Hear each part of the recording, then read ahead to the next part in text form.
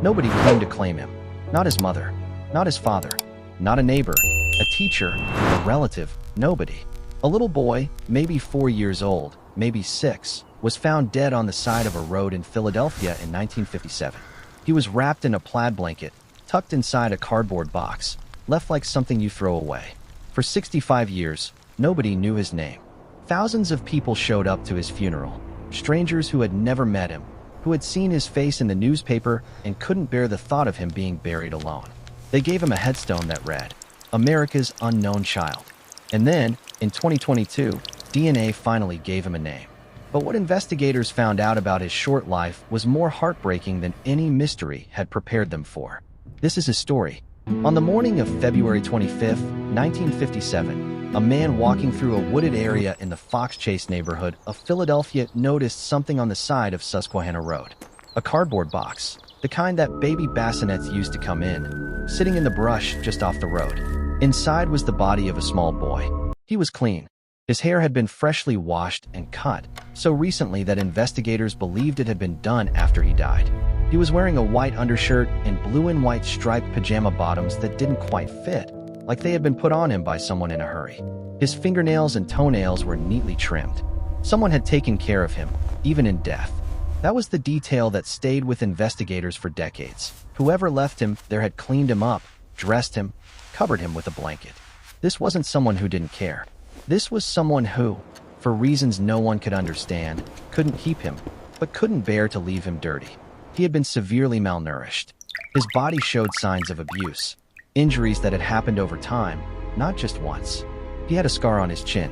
Several of his fingers had been injured at some point in his short life, and he had died from a blow to the head.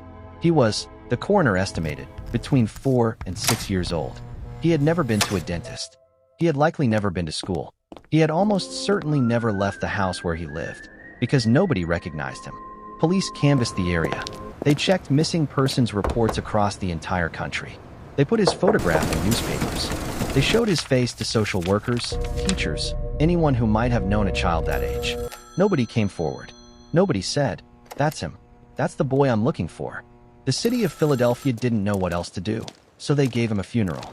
And something unexpected happened. People showed up. Not officials, not investigators.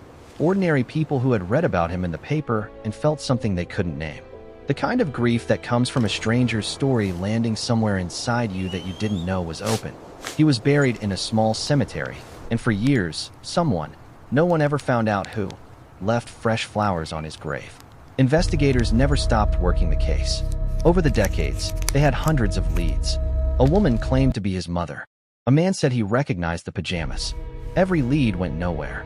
In the 1990s, his body was exhumed for DNA testing, which was still a relatively new tool. The technology had advanced, but without a match in any database, it still didn't give them a name. In 2019, they tried again, this time using forensic genealogy, the same technique that had recently been used to identify the Golden State Killer. They built a family tree from DNA. They narrowed it down. And in 2022, 65 years after he was found, they announced his name, Joseph Augustus Zarelli. He had been born in 1953 in Philadelphia. His parents were known to investigators by that point, though they had both passed away. His family was still living.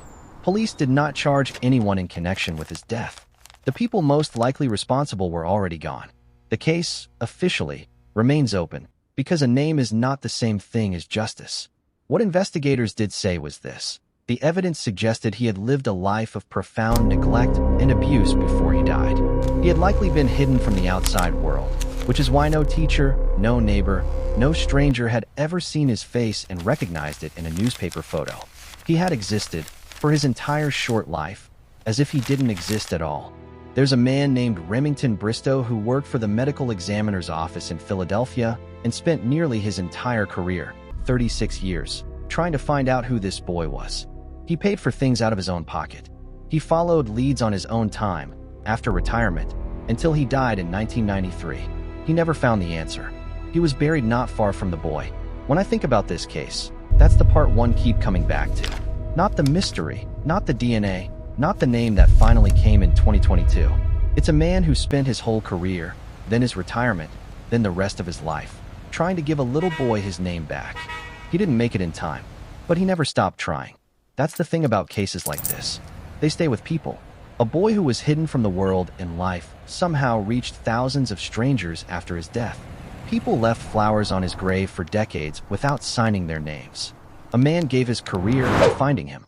Joseph Augustus Zarelli lived like he didn't exist, but he was never forgotten.